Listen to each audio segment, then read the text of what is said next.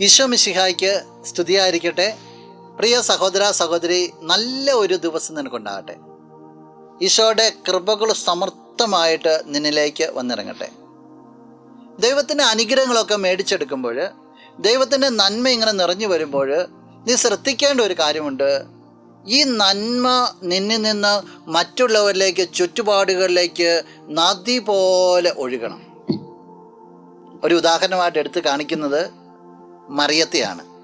വിശുദ്ധ ലൂക്കാ അറിയിച്ച സുവിശേഷം 1-ാം അധ്യായം 39-ാം തിരുവചനം. ആ ദിവസങ്ങളിൽ മറിയം യൂദയായിലെ മലമ്പ്രദേശത്തുള്ള ഒരു പട്ടണത്തിലേക്ക് തിടുക്കത്തിൽ യാത്ര പുറപ്പെട്ടു. മംഗളവാർത്ത സ്വീകരിച്ചതിന് ശേഷമുള്ള മറിയത്തിൻ്റെ ഓട്ടം എലിസബത്തിൻ്റെ അടുത്തേക്കാണ്. കാരണം എലിസബത്ത് ഗർഭിണിയാണെന്ന് ദൂതൻ അവളോട് പറഞ്ഞു. മലമ്പ്രദേശത്ത് അങ്ങോട്ട് തിടുക്കത്തിലാണ്. മറിയവും ഗർഭിണിയാണ്. ഗർഭിണിയായ മറിയം റെസ്റ്റ് എടുക്കുന്നതിന് പകരം തൻ്റെ ചാർച്ചക്കാരിയായ എലിസബത്ത് ഈ വയസ്സാം കാലത്ത് ഗർഭിണിയായെന്ന് കേട്ടപ്പോൾ അവളെ ശുശ്രൂഷിക്കാനായിട്ട് ഓടി. എന്നിട്ട് 3 മാസം ശുശ്രൂഷ ചെയ്യുന്നുണ്ട്. സ്വന്തം കാര്യം നോക്കാതെ മറ്റുള്ളവരിലേക്ക് തുടിക്കുന്ന ഒരു ഹൃദയം. ക്രിസ്മസ് അല്ല വരുന്നത്. മറ്റുള്ളവർക്ക് വേണ്ടിയുള്ള നിൻ്റെ ഹൃദയത്തിൻ്റെ തുടുപ്പിനെ ഒന്ന് വിലയിരുത്തുന്നത് നല്ലതാണ്. എത്രത്തോളമൊക്കെ ഉണ്ട് നിൻ്റെ കുടുംബത്തിലുള്ളവർ, നിൻ്റെ അയൽവക്കത്തുള്ളവർ, നീ ജോലി ചെയ്യുന്ന സ്ഥലത്ത് നീ കാണുന്നവർ, അവർക്കൊക്കെ വേണ്ടി എത്രത്തോളം നിൻ്റെ ഹൃദയം തുടിക്കുന്നുണ്ട്? എത്രത്തോളം ഈ സ്നേഹം നീ ദൈവത്തിൽ നിന്ന് സ്വീകരിക്കുന്ന, യേശുവിനെ സ്വീകരിക്കുന്ന സ്നേഹം നിന്നിൽ നിന്ന് എത്രത്തോളം ചുറ്റുപാട് ഒഴുകുന്നുണ്ട്?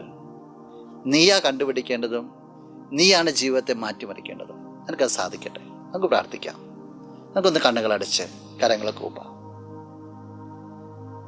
നല്ലവനായ കർത്താവേ, നിന്നെ ഞങ്ങൾ ആരാധിക്കുന്നു, സ്തുതിക്കുന്നു, മഹത്വപ്പെടുത്തുന്നു. ഇന്നത്തെ ഈ ദിവസത്തിൽ ഈ സഹോദരനെ, ഈ സഹോദരിയെ പ്രത്യേകമായിട്ട് സമർപ്പിക്കുകയാണ്. മറ്റുള്ളവരിലേക്ക് ഒഴുകുന്ന സ്നേഹത്തിൻ്റെ ഒരു ചാലായിട്ട് ഈ വ്യക്തിയെ നീ രൂപാന്തരപ്പെടുത്തണമേ. മറ്റുള്ളവരെ ശുശ്രൂഷിക്കുവാനുള്ള തുടുക്കം, അവരെ സ്നേഹിക്കുവാനുള്ള തിടുക്കം ഈ വ്യക്തിക്ക് ഉണ്ടാകട്ടെ. നിന്റെ നാമത്തിൽ ഈ വ്യക്തി അനുഗ്രഹിക്കപ്പെട്ടു എന്ന് പ്രാർത്ഥിക്കുന്നു. സകലവിധ നന്മകൾ കൊണ്ട് നിറയപ്പെടായിട്ട് വരട്ടെ, ഇപ്പോഴും എപ്പോഴും എന്നേക്കും. ആമേൻ.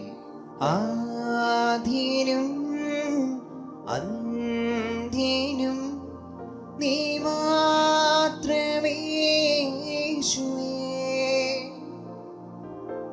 സ്തുതികൾക്കും പുകഴ്ചയ്ക്കും യോഗ്യനേ യേശുവേ.